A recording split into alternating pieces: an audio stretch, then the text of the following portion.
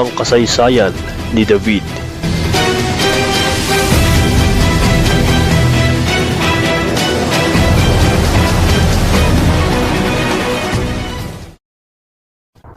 Once again, ito ang inyong kakaibang mga kwento at trivia from Boy Sayote. Sa mga di pa nakapag-subscribe ay click nyo na ang subscribe button para lagi kayong updated sa aking mga next post. This channel contains trivia, facts, and fiction and educational videos for better understanding. At salamat sa panonood at magandang araw.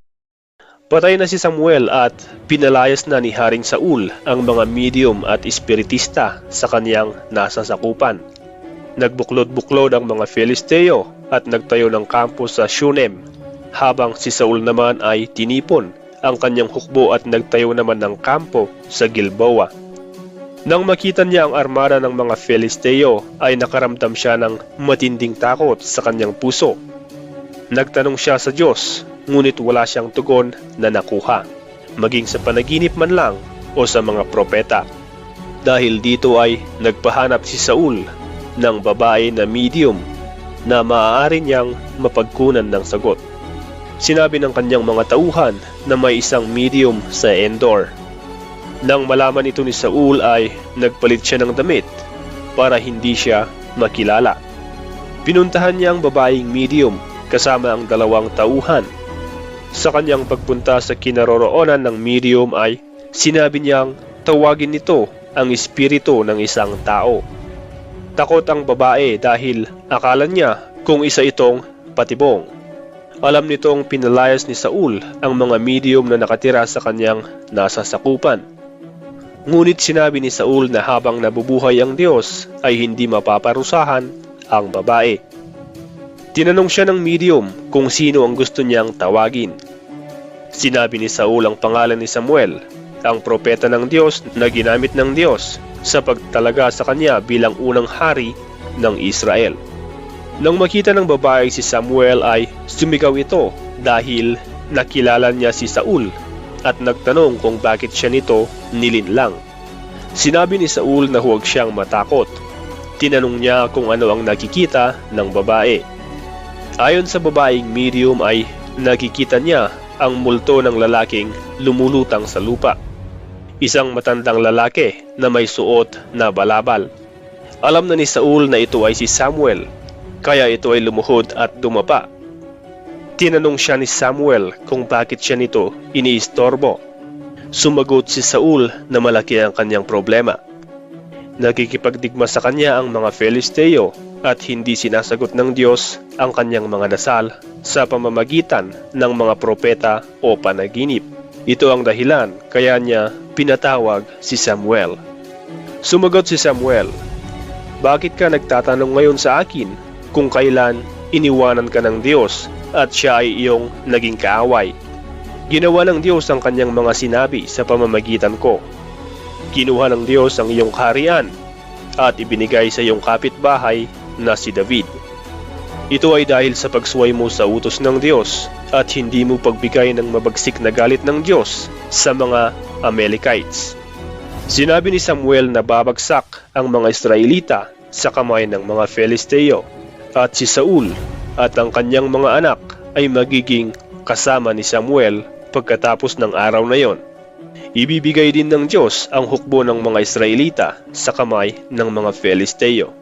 Dahil dito ay nanghina si Saul sa labis na takot at napadapa sa lupa. Hindi siya kumain ng buong gabi at buong araw. Lumapit ang babaeng medium at sinabing ginawa nito ang hiniling ni Saul at sinabi din kay Saul na kumain para lumakas at makaalis sa lugar na iyon.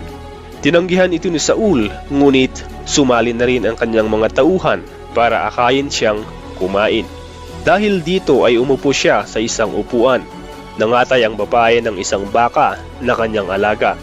Nagluto ng tinapay na walang lebadura at ihinain kay Haring Saul at sa mga tauhan nito. Pagkatapos nilang kumain ay umalis din sila ng gabing iyon. Nagpunta ang buong puwersa ng mga Filisteo sa Afek.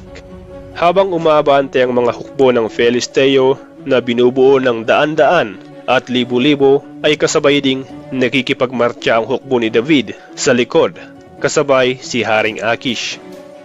Nagtanong ang commander ng mga Filisteo kay Akish kung ano ang kanilang gagawin kay David at sa mga tauhan nito.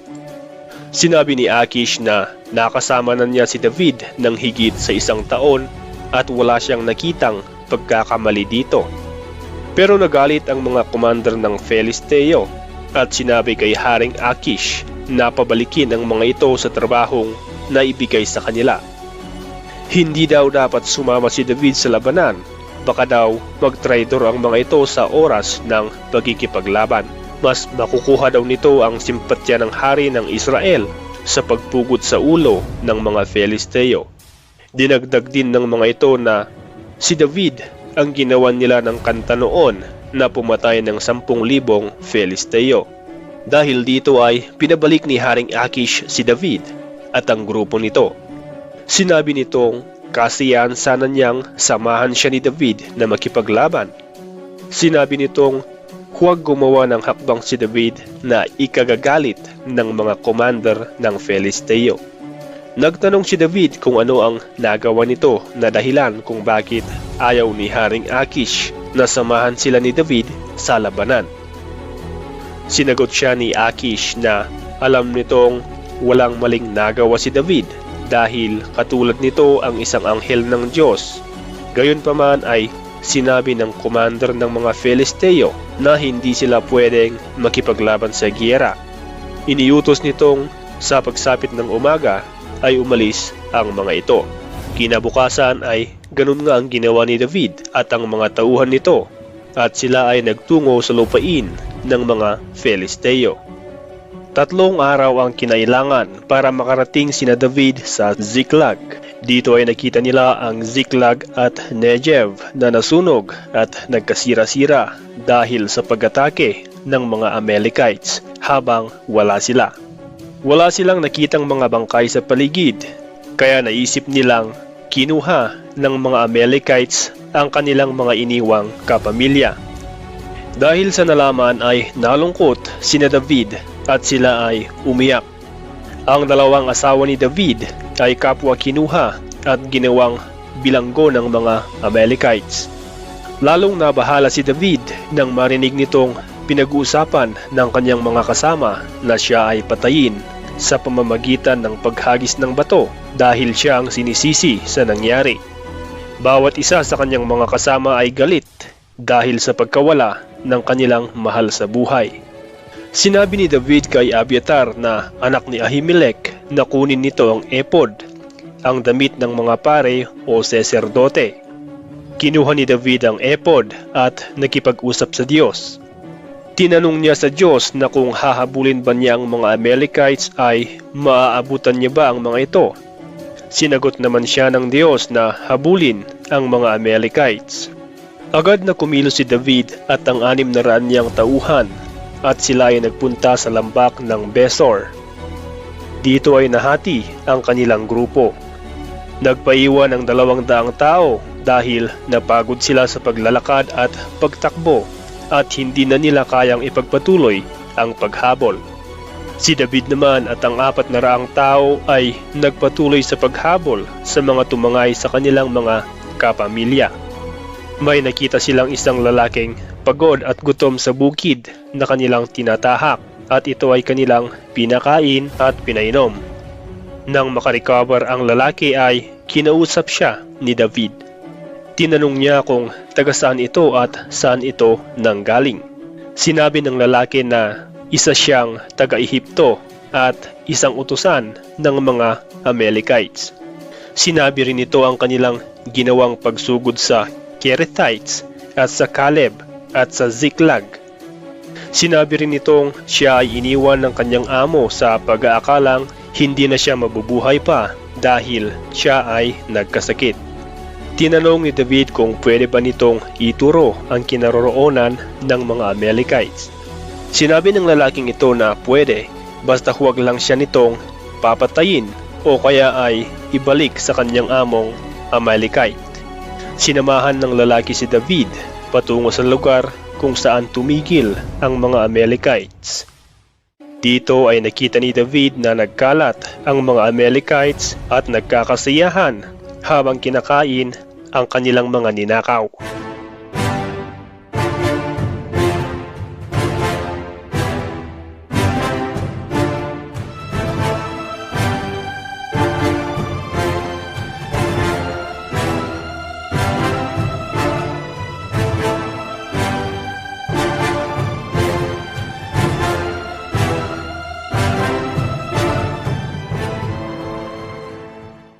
Kasama ang 400 sundalo ay nakipaglaban sina David sa mga Amalekites.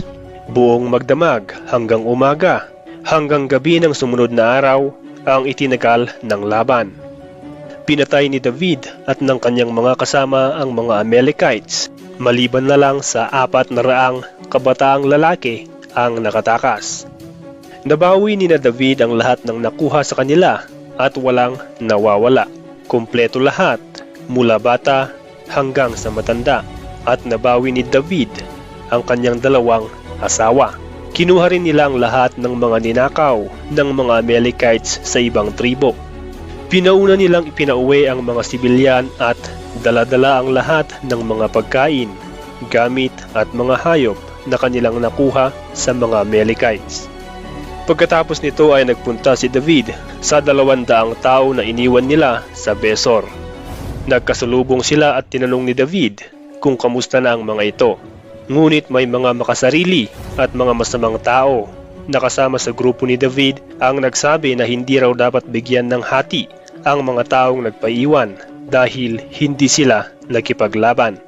Sinabi ng mga itong maaari lang nilang kunin ang kanilang mga kapamilya, ngunit hindi sila dapat bigyan ng mga gamit, pagkain at mga hayop na kanilang nabawi sa mga Amalekites.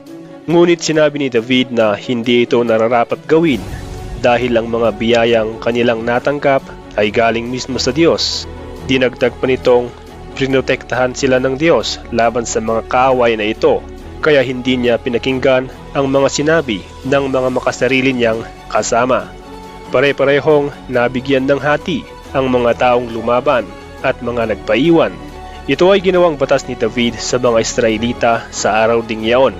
Pagka-uwi sa Ziklag, ay binigyan din ni David ng probisyon ang mga karatig bayan kung saan sila at ang kanyang mga tauhan ay nagtago sa mga nagdaang panahon.